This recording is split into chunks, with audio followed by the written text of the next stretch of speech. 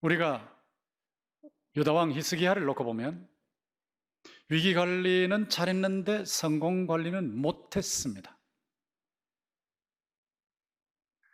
히스기야 왕을 모델로 해서 그가 각성해서 위기 관리할 때는 정말 잘 됐는데 방심해서 성공 관리를 못했을 때는 결국 후손들이 망하는 길을 갔다 하는 것을 구체적으로 살펴보고자 합니다. 여러분, 오늘 말씀을 보시면 열왕기하 18장 말씀인데, 사실은 히스기야에 대한 말씀은 열왕기하 18장부터 19장, 20장까지, 그 다음에 역대하 29장부터 32장까지, 또 이사야 36장부터 38장까지 전부 10장이에요. 10장. 이 10장에 걸친 말씀을 제가 다 읽고 묵상하고 정리하는 중에 핵심적인 요소를 발견하게 된 겁니다. 오늘 여러분이 보시면 18장 5절에 그 핵심적인 말씀이 나옵니다. 같이 읽어봅시다. 시작. 히스기야가 이스라엘 하나님 여호와를 의지하였는데 그의 전후 유다 여러 왕 중에 그러한 자가 없었으니, 하나님을 의지하는 면에 있어서 전에도 없었고 후에도 없는 전무후무한 왕이었다. 대단한 평가 아니겠습니까? 저는 이 18장 5절을 읽으면서 이게 내가 평생 요절이 되어야 되겠구나 하는 생각을 새롭게 하게 됐습니다. 대단한 도전이 되었고 제게는 각성제가 된 겁니다. 여러분이 얼른 생각할 때 아이고 나도 하나님 의지하는데요, 나도 하나님 믿는데요, 예수를 통해서 하나님 믿는데요, 이렇게 생각하시지만 정도의 차이가 엄청 많습니다. 여러분, 기온을 놓고 보더라도 지구촌에 사는 사람들이 각 지역에서 기온이 거의 비슷할 거라 이렇게 생각하지 않지 않습니까? 남극에서 기온이 제일 내려갈 때는 영하 55도까지 내려갑니다. 캘리포니아의 사막지대에 기온이 제일 올라갈 때는 영상 55도까지 올라갑니다. 이거 기온 비슷하지 뭐. 그렇게 생각할 수 없다는 거죠. 영하 55도에서 영상 55도까지 정도의 차이가 나는 것처럼 예수를 통해서 하나님을 의지한다 그래도 정도 차이가 엄청난 거예요. 그러니까 히스기야는 전무후무할 정도로 하나님을 의지했다는 것이죠. 그럼 이사야 기야가 그렇게 하나님을 의지한 모습이 어떻게 나타났는가 하는 건데, 여러분이 여기 오늘 본문을 보시면 3절 4절 같이 보시면 돼요. 히스기야가 그의 조상 다윗의 모든 행위와 같이 여호와께서 보시기에 정직하게 행하여 그가 여러 산당들을 제거하며 주상을 깨트리며 아세라 목상을 찍으며 모세가 만들었던 놋뱀을 이스라엘 자손이 이때까지 향하여 분향함으로 그것을 부수고 느수단이라 일컬었더라, 이렇게 나와 있죠. 여기 그 앞절에 보면 히스기야가 25세에 왕이 됐어요. 역대하까지 참조해서 보면 히스기야가 왕이 되던 즉위 제1년차, 즉위 제1년차 종교개혁을 단행했습니다. 이 종교개혁이라는 것은 성전을 정화했고 6월절을 회복했고 예배를 회복하고 6월절을 회복했고 11절을 회복하는 이런 것으로 나타났는데, 왜 히스기야가 즉위하자마자 종교개혁을 했을까? 이 질문이 생기더라고요. 제가 그래놓고 답을 찾아보니까 히스기야가 자기 아버지를 봤거든요. 자기 아버지 아하스 왕이 얼마나 우상을 섬겼는지 옆에 있는 강대국 아람 왕이 우상 섬기는 모습을 그 수도 다메섹까지 가서 보고 그 성전, 신전을 그대로 본따 가지고 하나님을 섬기는 예루살렘에 갖다 세워놓은 거예요. 그러니까 우상 숭배의 신전을 수입했습니다. 그리고 우상 숭배를 수입했습니다. 자기 아버지가 그렇게 살다가 정말 참혹하게 망하는 모습을 히스기야 왕이 본 거예요. 그리고 히스기야 4년 때 북조 이스라엘에 아수르가 쳐들어와서 6년째 2년 포위했어요. 2년 포위하고 2년 후에 북조 이스라엘이 아수르에게, 여러분 사자에게 먹히는 임팔라 보았습니까? 그거 동물의 왕국에 보면 나오죠. 입을 딱 벌리고 있는데 막 그냥 산채로 삼키지 않습니까? 그런 모습을 히스기야 6년 차에 보았는데 그 이전에 벌써 이미 히스기야가 왕이 되기 전에 망해가는 모습을 봤단 말이죠. 그러니까 하나님 버리고 말씀 버리고 우상 숭배하면 반드시 망하는구나 하는 것을 아버지를 통해서도 보았고 북조 이스라엘을 통해서도 본 거예요. 그래서 역대하 하나에게 전체 말씀을 보면 히스기야가 국민들한테 호소를 할 때 여러분 눈으로 똑똑히 보지 않았습니까? 그랬어요. 여러분 똑똑히 보았잖아요. 똑똑히 보았잖아요. 제가 권력자들에게 늘 얘기하죠. 전임 자가 어떻게 되는지 똑똑히 보았잖아요. 똑똑히 봤는데 왜 그 짓을 하려고 하냐 이거 자꾸 경고하지 않습니까? 역사 속에서 똑똑히 봤단 말이에요. 자기 아버지 역사에서. 그 이전에 또 왕들의 역사에서 봤고 바로 자기 위에 있는 북조 이스라엘이 망하는 것을 봤단 말이에요. 우상숭배하다. 그러니까 정신이 바짝 든 거예요. 각성한 거예요. 각성해서 천년차 그냥 내가 왕이 되면 막 시작하는 때 바로 계획해버린다. 내가 이거 다 없애버린다. 이렇게 생각한 거예요. 그래서 계획을 하는데 여기는 잘 안 나와 있지만 역대하 29장부터 보면 자세히 나와 있거든요. 성전을 깨끗하게 하는 일을 했어요. 성전을 깨끗하게 하는 일. 그 당시에 하나님을 섬기는 하나님의 임재의 상징인 성전이 너무 더러웠거든요. 그릇도 하나님을 섬기는 그릇도 막 더럽고 문도 수리 안 돼가지고 엉망이고 그 전부 수리하고 깨끗하게 하고 제자리에 정돈하고 이게 성전 정화였습니다. 이거 선조들이 안 했던 거 하는 거 쉽지 않아요. 근데 했거든요. 그리고 이 성전 정화하면서 우상들을 타파하는데 우상 타파하는 것이 제사를 회복하는 거, 예배를 회복하는 거죠. 우상을 타파하는데 어디까지 했느냐? 여기 본문에 보시면 아까 보셨죠? 4절에 보면 모세가 만들었던 놋뱀을 이스라엘 자손이 이때까지 향하여 분향함으로 그것을 부수고 누사다니라 일컬었더라 그랬죠. 참 이 인간이 얼마나 우상 숭배에 성향이 있는지. 700년 전에 모세 때 불뱀에게 물려 죽어가던 사람들이 장대에 달려있는 놋뱀만 쳐다보면 살았거든. 독이 다 사라지는 거예요. 몸에서 독이 싹 빠져나오고 산 거예요. 그 예수님의 십자가 보혈을 바라보면 산다는 것의 예표였는데 그 실화죠. 근데 그 놋뱀 그냥 놋으로 만든 거예요. 놋 조각이에요. 놋 조각. 그게 누수단입니다. 구리 조각이라고. 근데 그거를 가지고 신이라고 해놓고 섬기니 이게 인간이 얼마나 정말 우상숭배의 경향이 크냐는 걸 알 수 있죠. 그것도 700년을 그런 거예요. 700년. 그렇게 하고는 제사를 회복했는데 제사를 철저하게 지내는데 이게 예배 회복이죠. 그리고 유월절을 회복했어요.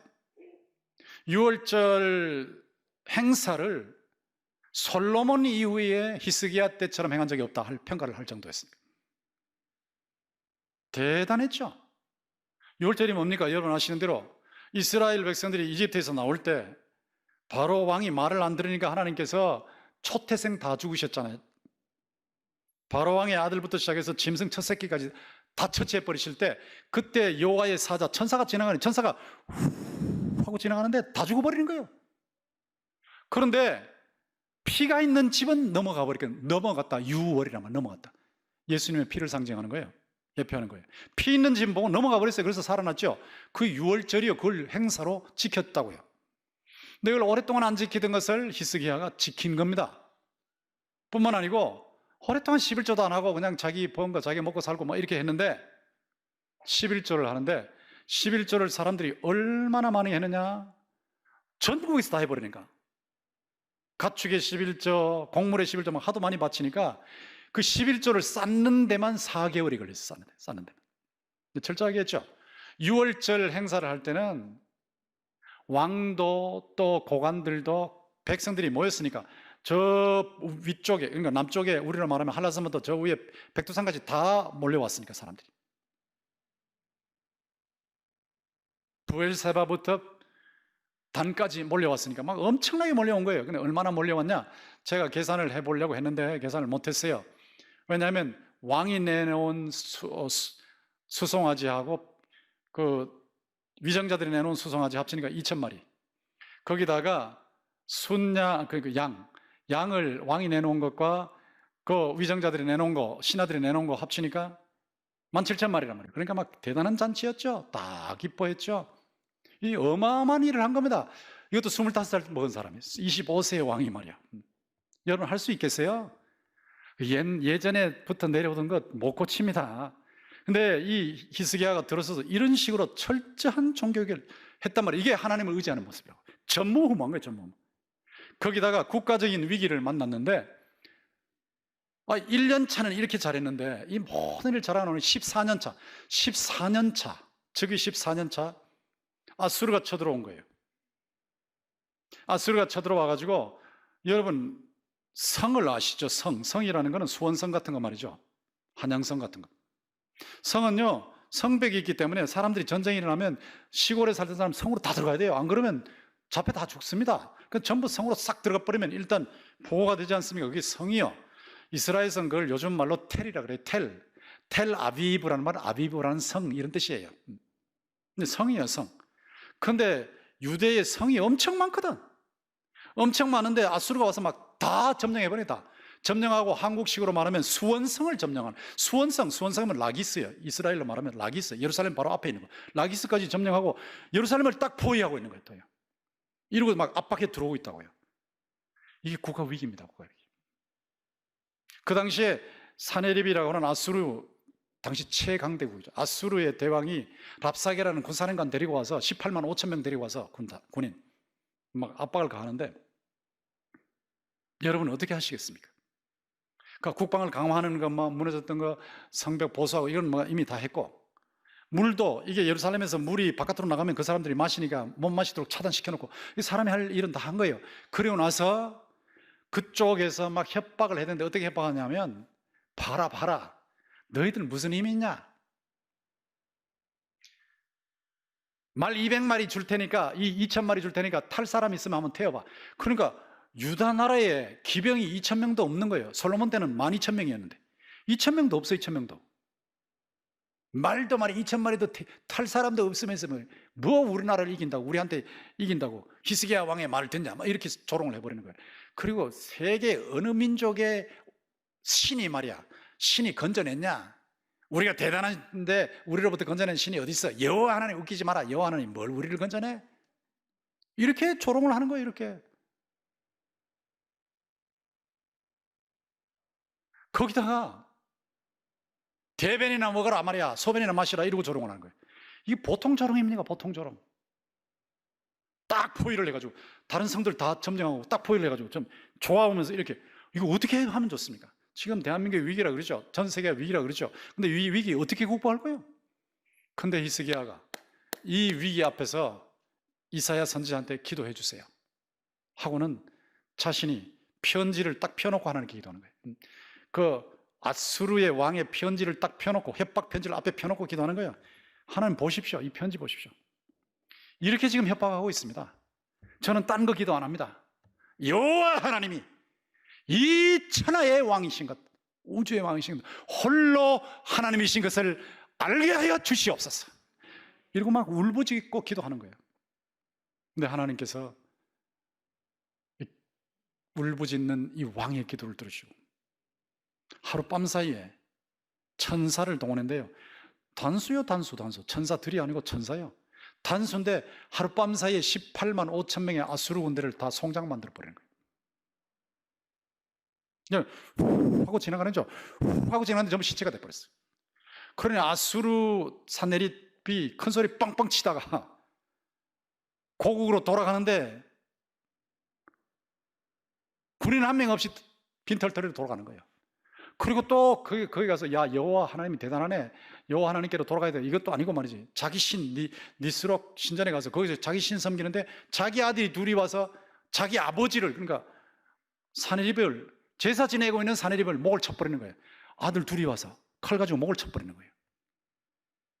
그래서 다음 아들이 왕이 되고. 자, 이게 하나님의 구출이란 말이에요. 하나님이 위기 속에서 인간이 할 일은 해놓고 나서 하나님 앞에 전폭적으로 기도할 때 하나님께서 이런 승리를 주셨다고요. 이건 놀라운 위기 관리 아닙니까?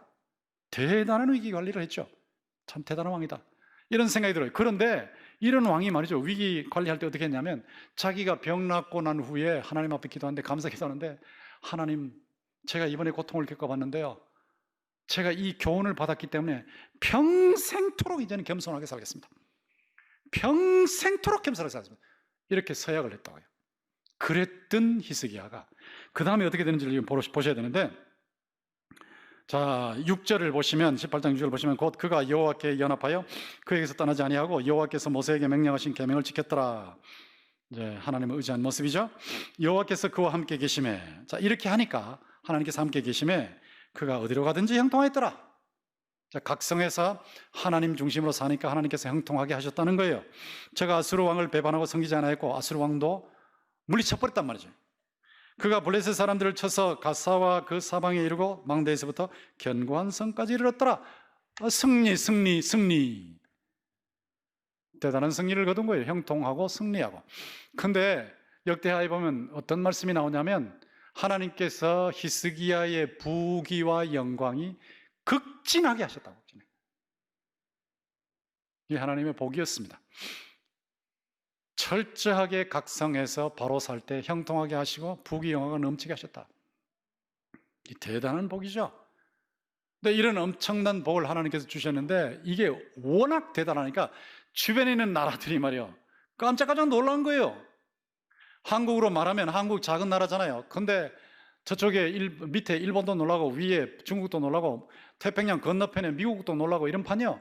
막 다 전 세계 왕들이 다 놀랐어요. 이럴 수가 있냐? 저 아수르가 최강대국인데 최강대국을 저렇게 무찌르다니, 그것도 18만 5천명을 하룻밤 사이 송장으로 만들다니 도대체 어떤 나라야? 히스기야는 어떤 왕이야? 왕이 이렇게 된 거야. 막 대단해.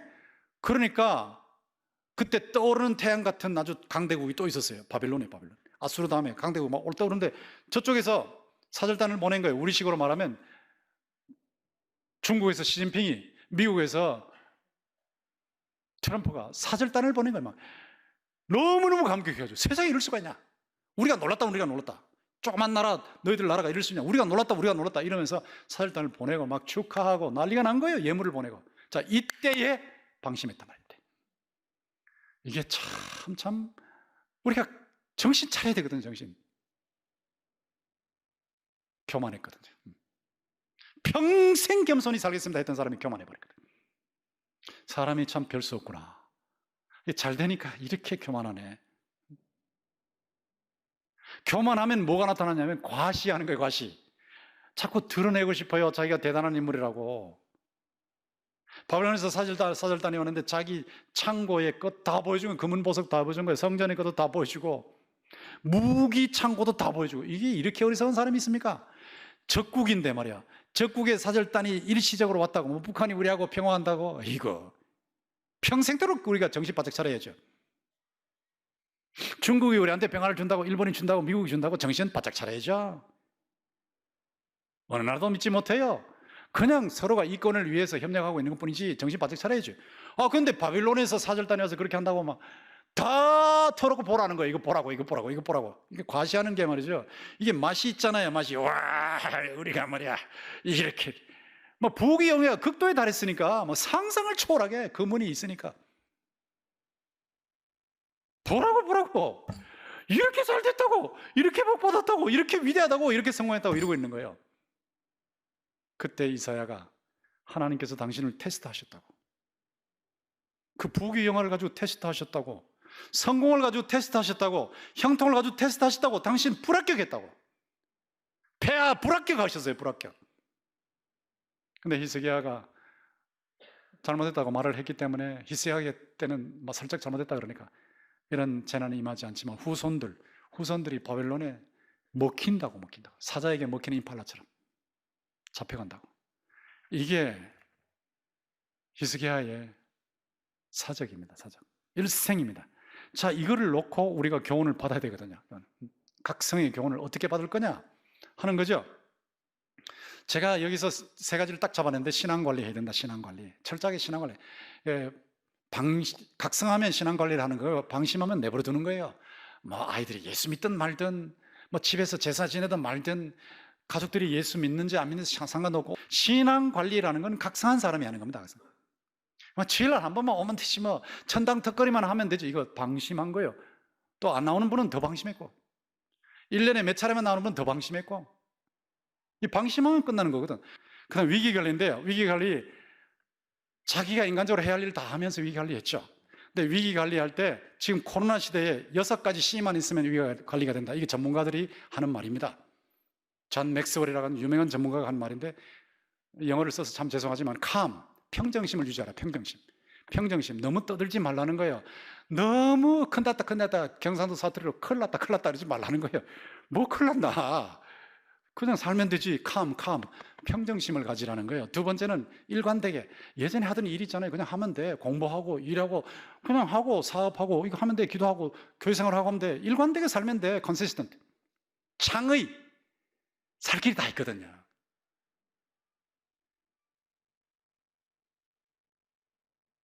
소매업자 할 일이 없다. 알바 할 일이 없다. 근데 이게